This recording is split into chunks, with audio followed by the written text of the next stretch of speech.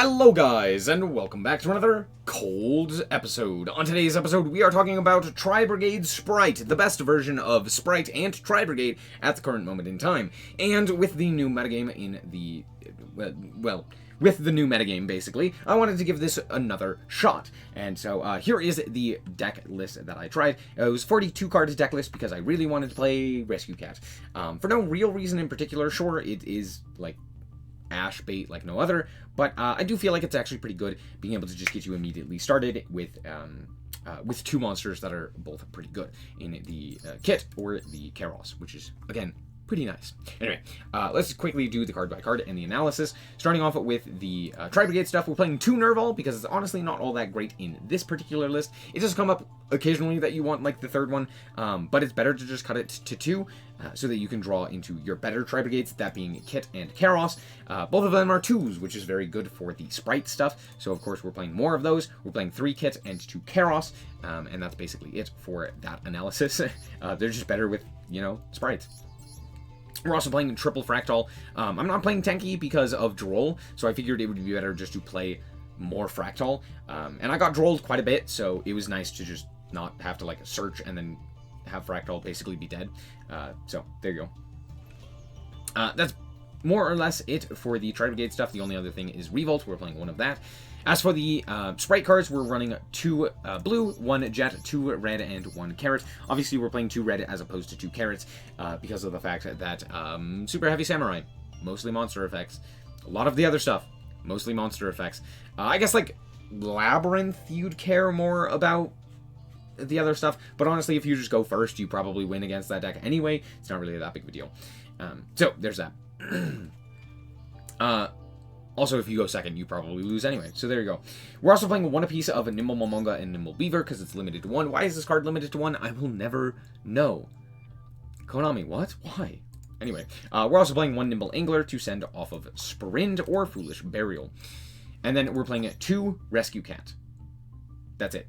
As for the rest of the cards, we are running a lot of going second cards, or just like hand traps and interactions that are non-engine. That being the 2 Droll and Lockbird, 3 Maxi, 3 Ash Blossom, 2 Nibiru, and 3 Droplet. Droplet is very good in a Tri-Brigade, but just really strong right now in general, being able to negate something, being able to change,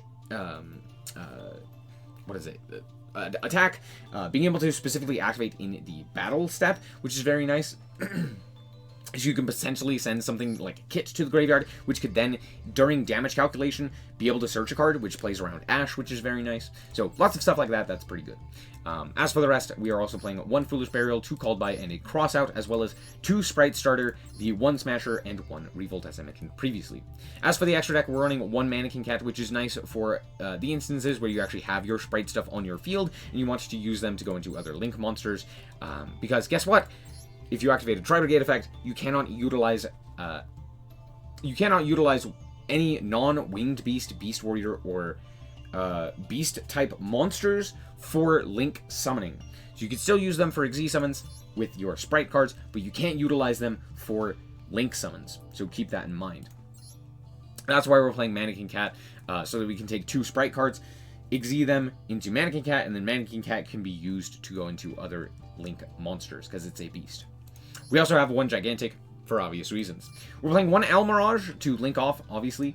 We have the Masquerena, we have 1 Double Dragon Lord, we have 1 Ferrasheet and a Bearbrum. We also are playing 1 Elf and 1 Sprint, as well as Pit Knight early. Early is pretty nice in most instances, being able to negate a monster effect. However, if they can chain to something, it's not as good, but it is pretty strong, all things considered. It also brings itself back if your opponent deals with it, which is nice.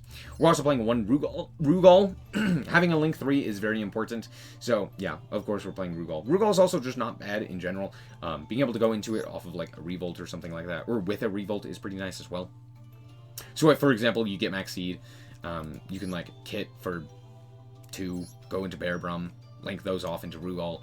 It is a draw 2 for your opponent, but at the very least you get to kind of end on a pretty decent end board. We're also playing 1 Apo to go into off of the IP Masquerena, and then 1 Axis Coat and 2 Shurek. Sure, we could play like in a Unicorn or something like that to go into off of IP Masquerena, but honestly, Apo's probably better. And yeah, that's basically it. Let's hop into the replays and show you how this deck performed. Alright, so here we are going second with a pretty decent going second hand. Fractal, Rescue, Cat, Maxi, Droll, etc. My opponent is going to normal summon Redbeard and pass. Alright, fair enough. I'm going to draw for turn Kit, which is fantastic. So I'm actually going to start here with the Fractal because I want it to actually go into the Karos. So there's that. I'm going to actually fire the Maxi now. This may seem weird, but I'm worried about this guy since we now have a fire in the grave. I kind of wanted them to panic, activate the effect, and then I'm actually going to Droll them so that I can allow the Kit to basically resolve. Because I know the Called By has activated, and I'm like, cool, I'm going to Droplet here, pitch the Kit here, and Kit can then send to the graveyard, and while the Fractal doesn't get Called By, you know, that's basically the best thing that I can do. Also, the other reason that I decided to do this is because, again, if they were to have another Called By, they probably would have Called By the Maxi, but instead they decided to tag out, so I'm like, okay, cool, this is a good time to go for the Kit here. We're gonna activate the Kit, and I'm like, if they have Ash, they're just better than me.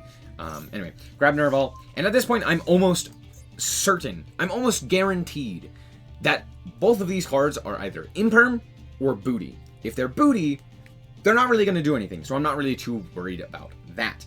However, if it's Imperm, I'm gonna play around that. So at this point, my idea is we're gonna go for the Karos, we're gonna pitch the Cat, we're gonna activate the Karos effect, we're gonna banish 2, right?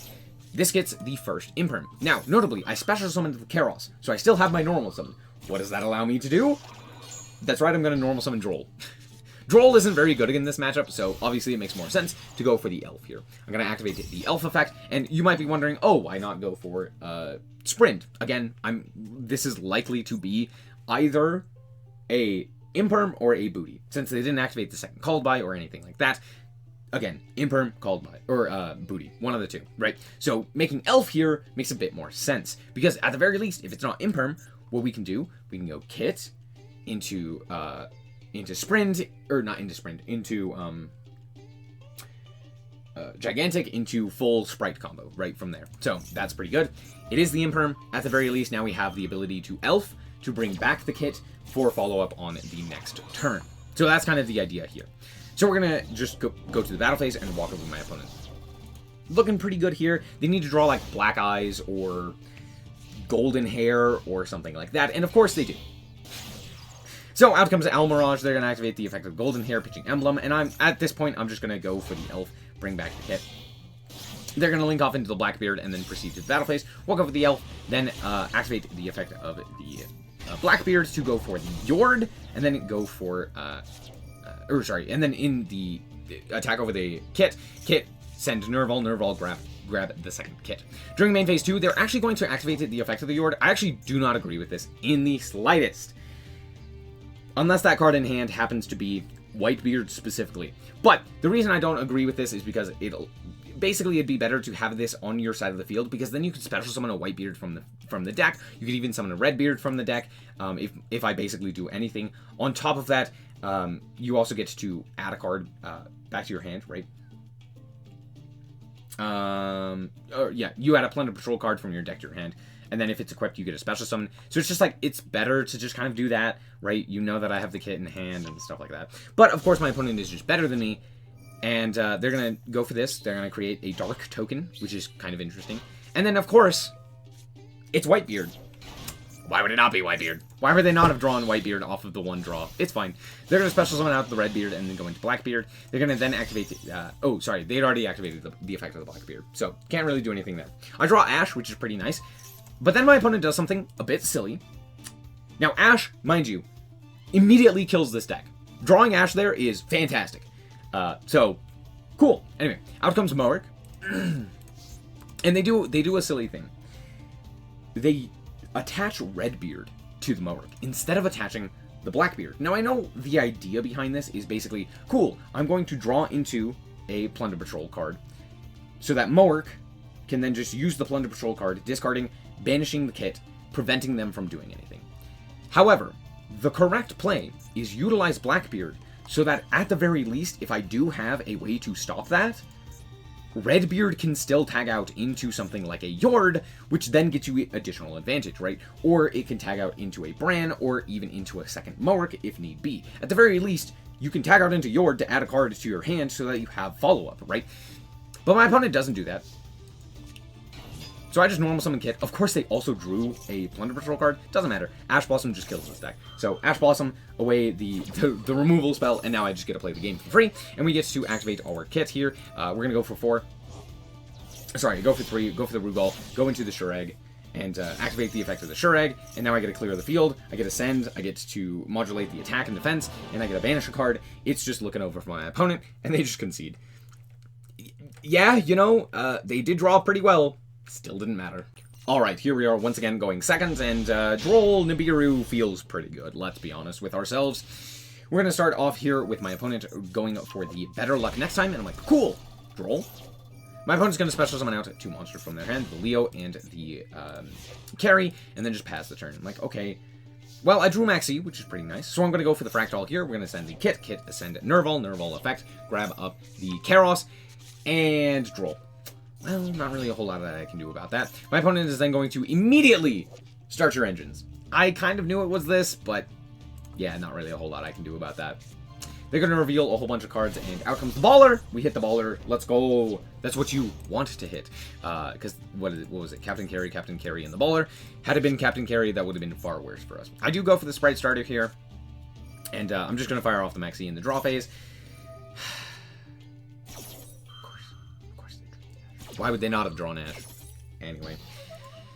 I'm thinking here in the main phase, they're going to go and Exee into Chariot, Carry, and notably, they do need their life points to be lower for most of their effects, so I decide, hey, what if I just lowered my own attack, or my own life points, right, with Spright Starter. Now, this does cut me off of Nibiru. I'm likely not... Sorry, they're likely not to even play into Nibiru. Reason being, they've already have 3 of their monsters on field. The first summon for this turn is their Exee summon, which would be their Search. They would special summon maybe 2 more times. So I'm almost certain they're not likely to play into Nibiru. Sure, they can summon a bunch if they draw like their Punk half, but I feel like it's better just to go for the Spright Starter to prevent them from getting that additional effect. Because I feel like having them send a card to the graveyard probably would have been worse for us. So we're going to draw a card here. We're going to search a card here. We search up the Jet. They're going to activate the effect, and they grab Nitro Head, which is pretty interesting. They're going to special summon the Nitro Head after taking 23, and then just go to the battle phase. I'm like, okay, cool. I feel like I made the correct decision there. To be fair, if they drew a Punk card, I probably wasn't. But alas. They're going to add a Gold Pride Trap and draw a card. Pretty good for them. They also have Nitro Head to potentially pop cards on the field, but that's pretty easy to play around. We know that they have the trap in hand, so keep that in mind. Anyway, we're going to go and draw for turn another Maxi, which is very, very funny. I'm actually just going to fire that, and it actually comes up massive in the rest of this game. So, good to know. Notably, also, I am lower life points than my opponent once again. I draw Smasher, which is very funny. My opponent's going to go for the Fusion Summon here, and I'm like, okay, that's fine. Out comes the Pinballer. I'm like, cool. I draw Starter, which is crazy. So now I feel fine to just banish this Karos, and then I actually banish the Nitro Head here. And the reason for it is because this card's just going to equip my my Nitro Head, and I'm like, great, that's fantastic. Out comes the Starter. Starter is going to grab Blue. Blue is going to grab up the Red. Then we are going to special summon the Red, special summon the Jet. Jet doesn't have a target. Funny. We link off into the Elf here. We're going to activate the effect of the Nothing, because Nibiru. Now, I know what you're saying. Why not just negate? Or why did I not go into Gigantic or something like that? It didn't matter. No matter what I did, I was playing into Nibiru, right? So, yeah. This was kind of my best option. I could have gone like Sprint Send. That could have been a better option. Well, what's the likelihood it's Elf, right? Anyway, I draw pretty well, but I did bring back the Kit to allow Kit to send Nerval to grab up another Kit. Not the greatest of draws, but notably, it allows me to Forbidden Droplet my opponent during their turn when they attack into the Primal token, so not terrible. They're going to draw the Leon and then special summon it, putting their life point lower than mine once again. And out comes the Pinballer. I don't know why we grabbed this one. I feel like Rollerballer might have been better, or even Carry, but I guess they had the Carry in hand, so they're like, oh, it's fine, I don't need it. Anyway, special summon out the guy going to Star Leon, which is a phenomenal phenomenal summoning animation. Anyway, they're going to boost by into 3,500, and at this point, during damage calculation, I'm just going to protect my token. I kind of need it to stick around, so of course, they're going to attack, go down to 2,000 life points. And then out comes Nitro Blaster. I've never seen this card in my life. It just pops in my card. Okay. And it shuffles itself away. They're going to draw. I'm like, okay, well, I know the last card in hand. However, or the last card that they said. However, keep in mind, a Leon is banished. A Nitro Head is banished. Baller is engraved. 2 carries are engraved. And another Leon is engraved. That's 6 of the cards, right? Keep that in mind. Okay? So for turn, I'm going to normal summon Kit. They don't activate an effect. I get to go banish 4, special summon Shureg, activate Shureg effect, banish the Nibiru token, and that's lethal. I'm going to show you why that trap card didn't do anything. Alright, count with me. 1, 2, 3, 4, 5, 6, 7, 8. 8 total targets. 6 of them were engraved or banished. This specifically requires you to reveal 3 Gold Pride monsters. That's right.